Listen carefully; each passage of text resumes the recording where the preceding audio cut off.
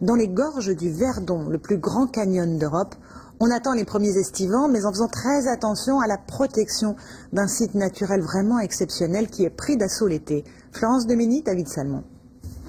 Une eau d'un vert limpide, incroyablement belle, c'est ce que les hommes préhistoriques voyaient de leurs cavernes. Aujourd'hui, ce sont les sportifs en canoë, les touristes en barque ou les randonneurs qui visitent par milliers les gorges du Verdon. C'est 4000 ans en fait, avant Jésus-Christ en gros. Ici, c'était carrément un village qui habitait là. Ce site exceptionnel est une leçon de géologie, d'histoire, de botanique que Yannick Bernier raconte sans relâcher sa surveillance. Ça s'appelle une lyre. Vous voyez, une strate naturelle. Et il y en a même de l'autre côté. Les gens font attention, ils ne vont pas jeter. S'ils sont avec nous, vous ne verrez jamais un papier derrière une balade avec moi, quoi. Les enfants sont beaucoup plus sensibilisés à cette chose, ce qui fait que ça change.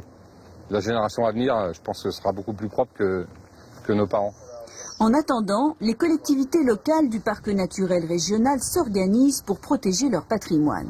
À Esparon de Verdon, on passe de 400 habitants l'hiver à plus de 1000 l'été, une frénésie qui exige une organisation estivale et des infrastructures.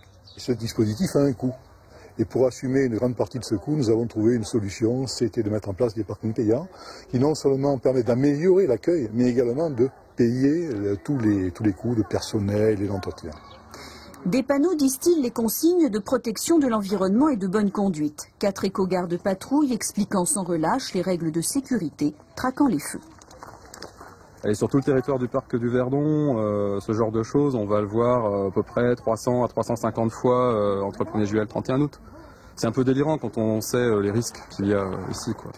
En plus d'être le centre névralgique de l'économie touristique, le Verdon est aussi la réserve d'eau potable de la région, un trésor pur et naturel que chacun doit sauvegarder.